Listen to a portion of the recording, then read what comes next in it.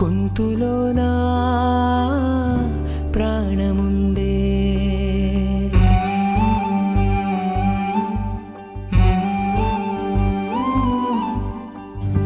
గుండెలోనా సౌవడుందే గొంతులోనా ప్రాణముందే ఊపిరి మాత్రం ఉన్న పళంగా పోతున్నట్టుందే ఉక్కిరి బిక్కిరి చేసే బాధే చుట్టుముట్టిందే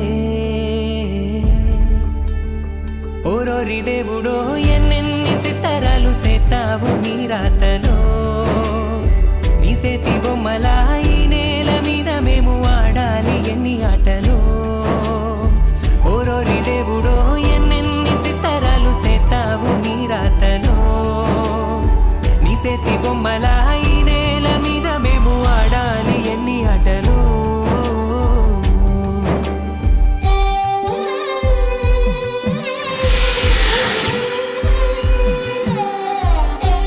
ఈ జన్మలో నీకు బుద్ధి రాదు. నీకు నీ కొడుకులుంటే మా అమ్మకు కూడా ఈ కొడుకున్నాడు. నా కోడలికి ఈ మామయ్య ఉంటాడు.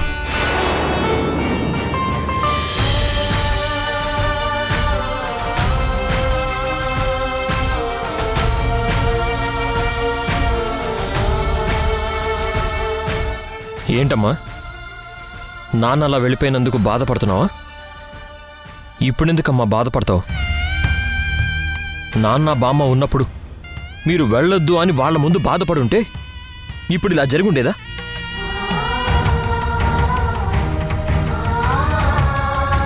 చేసిందంతా చేసి ఇప్పుడు ఇలా కన్నీళ్లు కారిస్తే నాన్న తిరిగొస్తాడా? ఏదైతే జరగకూడదు అనుకున్నానో చివరికి అదే జరిగింది. నా పిల్లలు నాకు కాకుండా పోయారు. చివరికి నాన్న బామ్మ కూడా మనల్ని వదిలేసి వెళ్ళిపోయారు. మనల్ని మోసం చేసిన ఆ సింధుని వదిలేసి మీ బామ్మ నాన్న నేనేదో తప్పు చేసినట్టు మోసం చేసినట్టు ఎలా మాట్లాడారో నువ్వే విన్నావు కదరా. నాన్న బామ్మ ఏదో ఆవేశంలో మాట్లాడారు నిజమే, కానీ నువ్వు కూడా తిరిగి అదే విధంగా మాట్లాడావు కదమ్మా. అందరూ ఇంట్లో నుంచి వెళ్ళిపోయేలా చేసావు.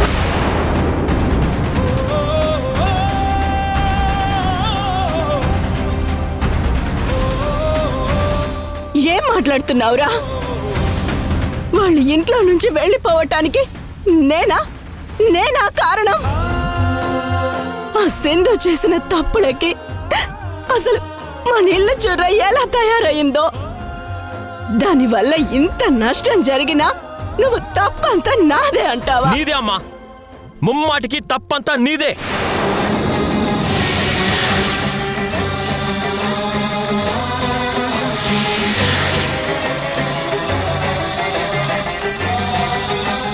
నాటకం ఆడి సింధు మనల్ని మోసం చేసింది కరెక్టే, కానీ దానికి నువ్వు చేసిందేంటమ్మా? మధ్యలో బామ్మ నాన్న ఏం చేశారు? నువ్వు మూర్ఖంగా నాకు నా భర్తే అవసరం లేదు, నాకు నా కొడుకులున్నారు అనడం కరెక్టేనా? కనీసం నాన్న వెళ్ళిపోయేటప్పుడు అమ్మా నువ్వు పిలిస్తే నాన్న వస్తాడు అని నేను నిన్ను ఎంత బతిలాడాను. నాన్నని వెళ్ళకండి అని నువ్వు ఒక్క మాటేనా అన్నావా? అనలేదు. సింధుని నువ్వు మన ఇంట్లో నుంచి వెళ్ళిపోమని అనకుండా ఉంటే అందరూ ఇక్కడే ఉండేవాళ్ళం కదా. నీ తొందరపాటు వల్లే నా పిల్లలు నా బామ్మ అందరూ నాకు దూరం అయ్యారు. ఎందుకమ్మా, ఎందుకలా పిచ్చిదానిలా ప్రవర్తిస్తున్నావు? నేను పిచ్చిదానిలా ప్రవర్తించానా? ఏ కాదా? అసలు ఏం మాట్లాడుతున్నావో తెలియని కూడా తెలియకుండా మాట్లాడుతున్నావు. కత్తితో పొడుచుకోవడానికి చావడానికి కూడా సిద్ధపడ్డావు. నాన్న బామ్మ వెళ్ళిపోతుంటే వాళ్లతో నీకే సంబంధం లేదు అన్నట్టుగా వాళ్ళని వదిలేశావు. అయినా వాళ్ళని పిచ్చివాళ్ళు కాకపోతే ఇంకెవరు దూరం చేసుకుంటారమ్మా? నేను మాట్లాడాల్సిన టైం వచ్చింది. ఏంటి మరిది గారు, జరిగిన దాంట్లో అత్తయ్య తప్పే ఉంది. అమ్మ ఏం చేసినా అంతా నీ మంచి కోసమే కదరా. అమ్మని పిచ్చిది అనడానికి అసలు నీకు నోరు ఎలా వచ్చింది? ఇదంతా చేసింది ఆ సింధు. మన కుటుంబాన్ని విడదీయాలని ఈ నాటకం మొదలుపెట్టింది. బామ్మగారిని మావయ్యని మాయ మాటలతో ఏమార్చింది. ఆది దంపతుల్లా ఉండే అత్తయ్య మావయ్యల మధ్య చిచ్చు పెట్టి వాళ్ళని వేరు చేసి మన ఇంటిని రెండు ముక్కలు చేసింది. బామ్మగారికి ఆరోగ్యం బాగోలేదని అత్తయ్య ఎంత వెలువెల్లాడిపోయారో నాకు తెలుసు. నేను కళ్ళారా చూశాను కాబట్టి నాకు తెలుసు మరిది గారు. నాటకం ఆడి మనల్ని మోసం చేసిన సింధుని సపోర్ట్ చేసి అమ్మని నిలదీస్తావేంట్రా? సింధు నిజంగా అంత నిజాయితీ పరురాలైతే సింధుని క్షమించమని నేనే అత్తయ్యకి చెప్పేదాన్ని. నేనెందుకు చెప్పలేదంటే సింధు వైపు తప్పుంది కాబట్టి, మనల్ని ముఖ్యంగా అత్తయ్యని మోసం చేసింది కాబట్టి. అందుకే నేను చెప్పలేదు మరిది గారు.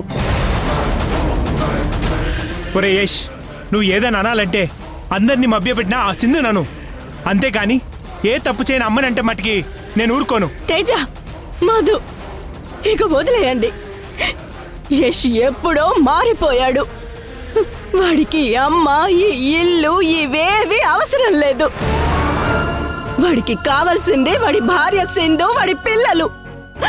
వాళ్ళు ఇంట్లో నుంచి వెళ్ళిపోవటానికి కారణం నేనే కదా, వాడే అన్నాడు కదా. అందుకే ఈ అమ్మ మీద అరుస్తున్నాడు. అరవని తేజ, అరవని.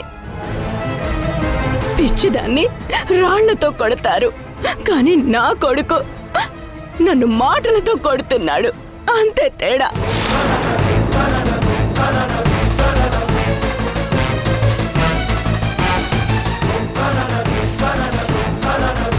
నా ఉద్దేశం అది కాదమ్మా. నువ్వు కూడా ఇలా ఆవేశంగా మాట్లాడబట్టే కదా ఇలా జరిగింది అన్నాను, అంతే. అవునరా, తప్పంతా నాదే. నా వల్లే నీ భార్య, నీ పిల్లలు, మీ నాన్న, బామ్మ అందరూ నీకు దూరం అయ్యారు. నా మొహం ఇక నీకు చూపించాను, సరేనా? అమ్మా అమ్మా ఆగమ్మా, నేను చెప్పేది విను. ఏం వినాలరా? చెప్పాల్సిందంతా చెప్పేశావు కదా, ఇంకేం అవసరం లేదు. అరే అమ్మా అమ్మా, నేను చెప్పేది విను. అమ్మా అమ్మా.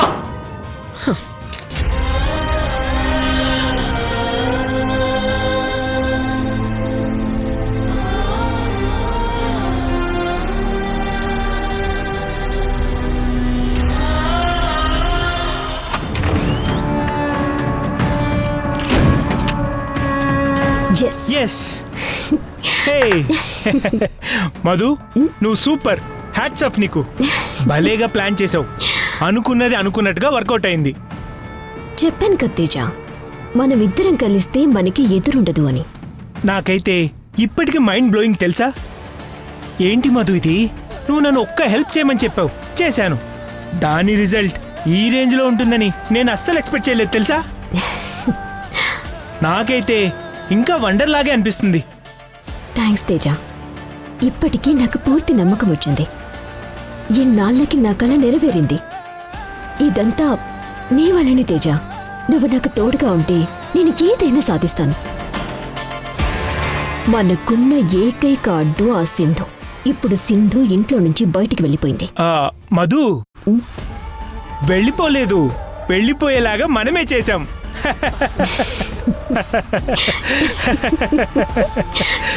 ఇకపై ఈ ఇల్లంతా మనదే. ఇది మన సామ్రాజ్యం.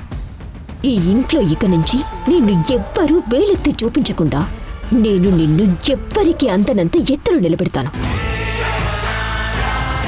నా భర్త గొప్పతనమేంటో అందరికీ తెలిసేలా చేస్తాను. మన ప్రాజెక్ట్ని మనం కరెక్ట్గా హ్యాండిల్ చేసి సక్సెస్ కొడితే అప్పుడు ఈ ఆస్తి మొత్తం మన సొంతమవుతుంది. అప్పుడు నిన్ను తిట్టి అవమానించిన మీ అమ్మ, మీ తమ్ముడు నీ కాళ్ళ దగ్గర ఉంటూ నిన్ను పొగుడుతారు.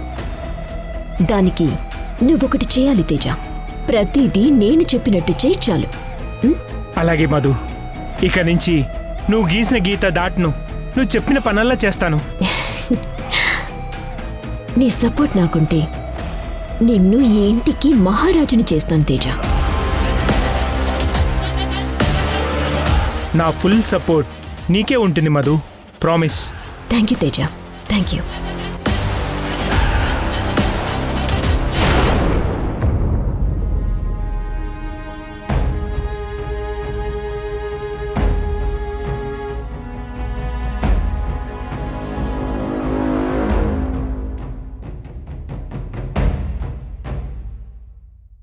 ఉసురేమో ఇరిసేసింది కరుసైన కాలమిలా ఎగురేసిన జీవితమంతా చిరిమేసెను చీకటిలా బాధ నీరు కూడా భాష లేక గొంతు మూగబోయనా పొగిలినంతలోన పొంత నిండలేని నిండు వేదనా చేరదీయబోతే సాయమేమో యతి నీడ చేచనా నేరమెవ్వరిదో దారి తప్పి నిన్ను చుట్టి వేసనా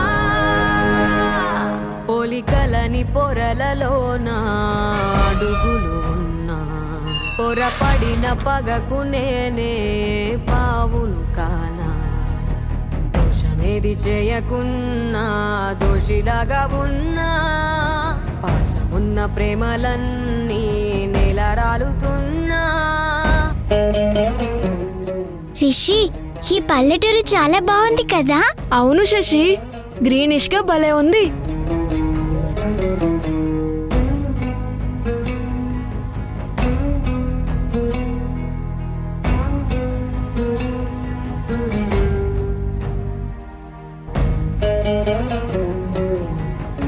సమ్మర్ హాలిడేస్ అయ్యే వరకు మనం ఇక్కడే ఉందాం. అలాగే తాతయ్య, హ్మ్, ఆ మ్యాంగోస్ మనవేనా? మనవే నాన్నా.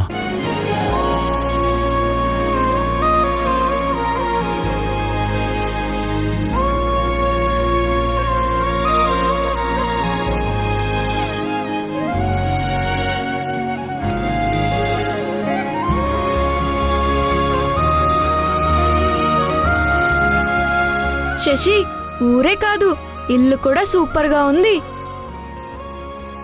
ఇలాంటి రూరల్ ఇల్లు చూడటం మనకి ఫస్ట్ టైం కదా. అవును శశి. జేజీ, మీ ఊరు మాకు చాలా బాగా నచ్చింది. నాకు కూడా నచ్చింది జేజీ.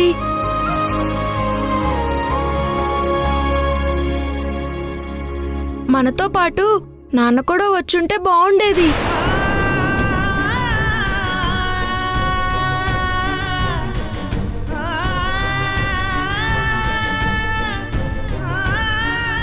పదండి అందరం లోపలికి వెళ్దాం. తాతయ్య, తాతయ్య, ఆ, మీరు లోపలికి వెళ్ళండి, మేము కాసేపు బయట ఆడుకుని వస్తాం. ప్లీజ్ తాతయ్య. ఓకే. తీసుకో తాతయ్య. పద. రా శశి. జాగ్రత్త. వెళ్ళండి, జాగ్రత్త. ఇదిగో గిరితాత, భాగ్యం వస్తుంది. త్వరగా పొలానికి మందు కొట్టు, మళ్ళీ తిడుతుంది. అట్టే కొడుతున్నా. అమ్మా,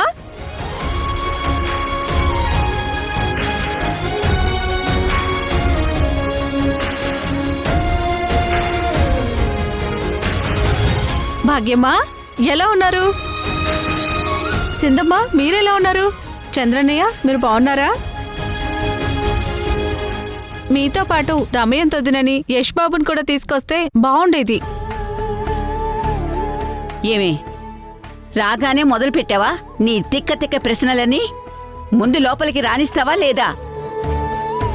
ఈ బ్యాగ్లని పట్టుకుని లోపలికి నడు. అలాగే అమ్మా, రండి రండమ్మా. పద.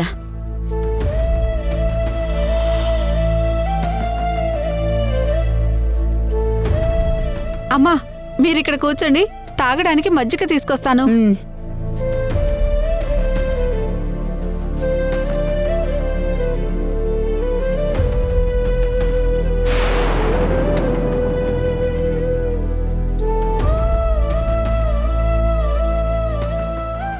అమ్మా సింధు, ఏంటే ఎందుకు బాధపడుతున్నావు? తప్పు చేసాం భాగ్యం, చాలా పెద్ద తప్పు చేసాం. మనమేం తప్పు చేశామే? అసలు మనం అనుకున్నదేంటి? ఇప్పుడు జరిగిందేంటి? నేను రిషికి శశికి చెప్పాను, ఆ ఇంటిని ఆ ఇంటి మనుషుల్ని శాశ్వతంగా దగ్గర చేస్తాను అని, ఒక మంచి కుటుంబాన్ని వాళ్ళకి ఇస్తాను అని. కానీ ఇప్పుడు తిరిగి ఆ ఇంట్లో నేను కానీ నా పిల్లలు కానీ అడుగు పెట్టలేని పరిస్థితి వచ్చింది భాగ్యం. నా పిల్లలకి నేనేమని సమాధానం చెప్పాలి?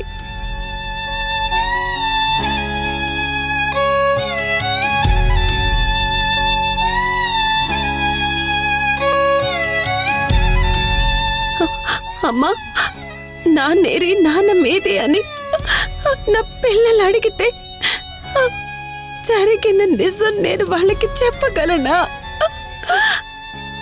వాళ్ళకి చెప్తే నాలాగే నా పిల్లలు కూడా బాధపడుతుంటారు కదా భాగ్యం. నా వల్ల మావయ్య కూడా అత్తయ్యని వదిలేసి వచ్చారు. అందరినీ కలపడానికి మనం ఈ నాటకం ఆడినట్టు లేదు భాగ్యం. ఆ ఇంటిని ముక్కలు చేయడానికి, ఆ ఇంట్లో మనుషుల్ని వేరు చేయడానికే మనం ఇదంతా చేసినట్టుంది. అయ్యో అమ్మా అమ్మా సింధు, ఆగవే, ఆగమ్మా, ఊరుకోమ్మా, ఊరుకోమ్మా. అమ్మ సింధు, నువ్వు చెప్పినట్టు మనం కొంచెం తొందరపడ్డాం. నిజంగా నేను మీ అత్తయ్యతో గొడవ పడ్డానికి కారణం నువ్వు కాదమ్మా, దాము. తన మూర్ఖత్వం, ఆవేశం, తొందరపాటు నిర్ణయాల వల్లే ఇదంతా జరిగింది. అంతే తప్ప ఇందులో నీ తప్పేమీ లేదమ్మా. అందుకే నేను దాము మీద చేయి చేసుకున్నాను. మా అమ్మని, నిన్ను, అన్నని మాటలంటూ ఉంటే తట్టుకోలేకపోయాను. ఇక నా వల్ల కాలేదు సింధు.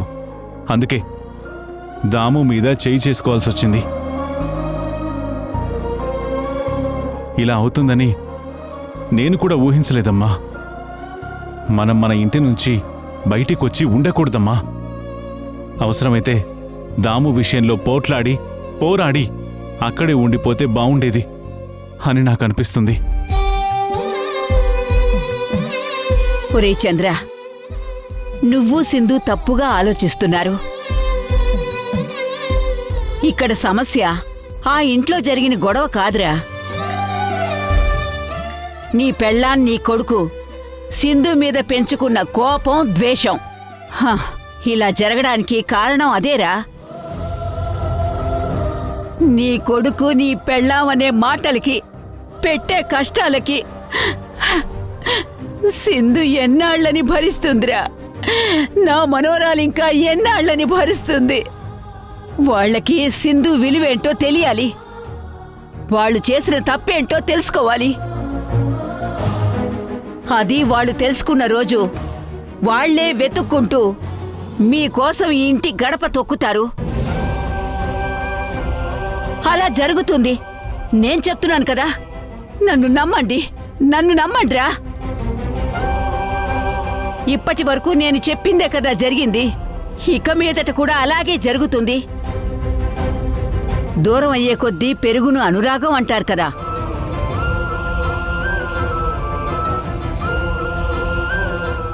ఇప్పుడు నీ భార్య నువ్వు దగ్గరలో లేరు. యష్కి సింధు దగ్గరగా లేదు. మీ మధ్య ఏర్పడిన ఈ దూరాలే వారధులై మిమ్మల్ని మళ్ళీ కలుపుతాయిరా. నన్ను నమ్మండి. అంటే సింధమ్మ అత్తారింటికి దూరమై ఈడకొచ్చినాదా? పాపం. అమ్మ సింధు, లేమ్మా, వెళ్ళి స్నానం చెయ్యమ్మా. వెళ్ళమ్మా. ఒసే చిలకమ్మా, అమ్మా, అమ్మాయిని రూములోకి తీసుకెళ్ళు. అలాగేనమ్మా.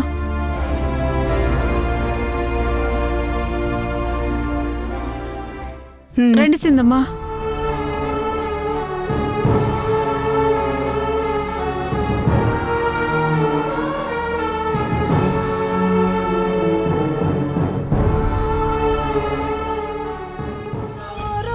పల్లెటూరు దీని తీరే అమ్మ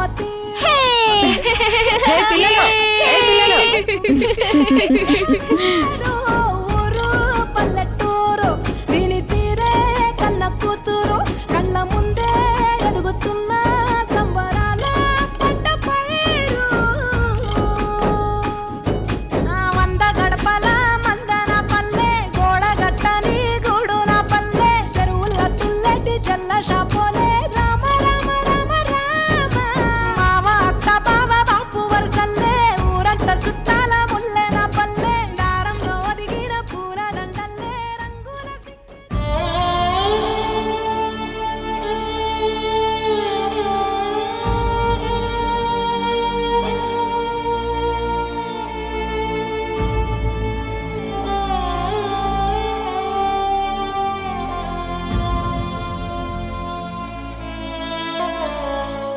ఏంటి రామయ్య ఇది? నేను తలపెట్టిన కార్యం ఏమిటి? చివరికి జరిగిందేంటి? నా మనవణ్ణి, నా మనవరాల్ని, నా కుటుంబాన్ని కలపాలి అనుకున్నాను. చివరికి నేనే వాళ్ళని విడదీసిందాన్నయ్యాను. నా చేత ఎందుకయ్యా ఇంత నాటకం ఆడించావు? ఇప్పుడు నేను సింధుతో చెప్పినట్టు ఆ దమయంతి యశు తిరిగి ఇక్కడికి రాకపోతే అందర్నీ జీవితాంతం నేనే దూరం చేసిందాన్నవుతాను. కోదండరామ, నా చేత అంతటి పాపాన్ని చేయనియద్దయ్యా. సీతారామ, ఈ సమస్యకి పరిష్కారం నువ్వే చూపించాలి తండ్రి. ఎలాంటి ఆటంకాలు అవరోధాలు లేకుండా సింధుని యష్ని మళ్ళీ ఒకటి చెయ్యాలి. ఈ పిల్లలకి ఆ కుటుంబాన్ని దగ్గర చెయ్యాలి. అందరూ కలిసి నా ఇంట్లో సంతోషంగా ఉండాలి. ఈ భారం అంతా నీ మీదే పెడుతున్నాను తండ్రి. అంతా నువ్వే చూసుకోవాలి.